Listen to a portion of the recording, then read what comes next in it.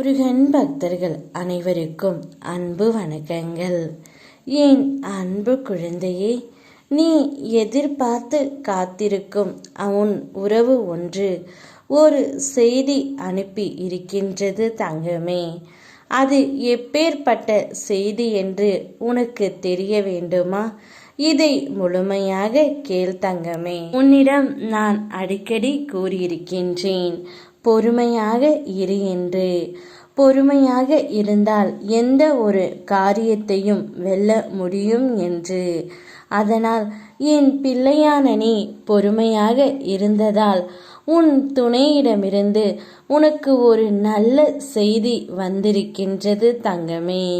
உன்னுடைய துணை இப்பொழுது உன்னை அழைத்து பேசி ஒரு நற்செய்தியை கேட்கப் போகின்றார். இன்ப அதிர்ச்சி ஒன்று அதில் உனக்காக காத்து கொண்டு இருக்கின்றது. உன்னுடைய வாழ்க்கை ஒளிமயமாக மாறப்போகின்றது தங்கமே. சோதனை காலம் வரும்போது பயப்படாதே. உனக்கு பின் இருப்பது நான். நீ தைரியமாக நின்று போராடு தங்கமே.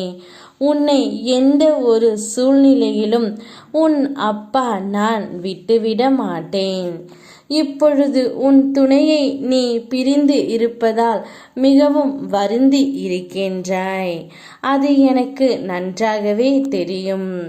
அதனால்தான் உன் துணையின் வீட்டில் இருந்து உன் துணை ஒரு செய்தியும் உனக்காக அனுப்பி இருக்கின்றார்.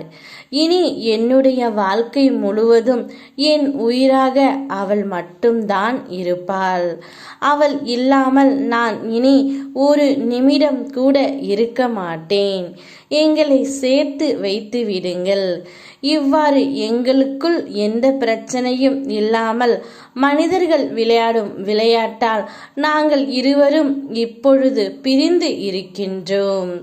இந்த சூழலை எப்படியாவது சரி செய்து விடுங்கள் என்று உன்னுடைய துணை என்னிடம் கேட்டார் தங்கமே. இதையெல்லாம் உனக்கு ஒரு செய்தியாக நான் உன்னிடம் கொண்டு வந்து சேர்த்து விட்டேன். உன்னுடைய துணையின் ஆழ் மனதில் நீ மட்டும்தான் இருக்கின்றாய். சுற்றி இருக்கின்ற நபர்கள் அவர் மனதை மாற்ற முயற்சி செய்தாலும் முடியவில்லை. ஏனென்றால் அவர் உன்னை மட்டும்தான் நினைத்து கொண்டு இருக்கின்றார்.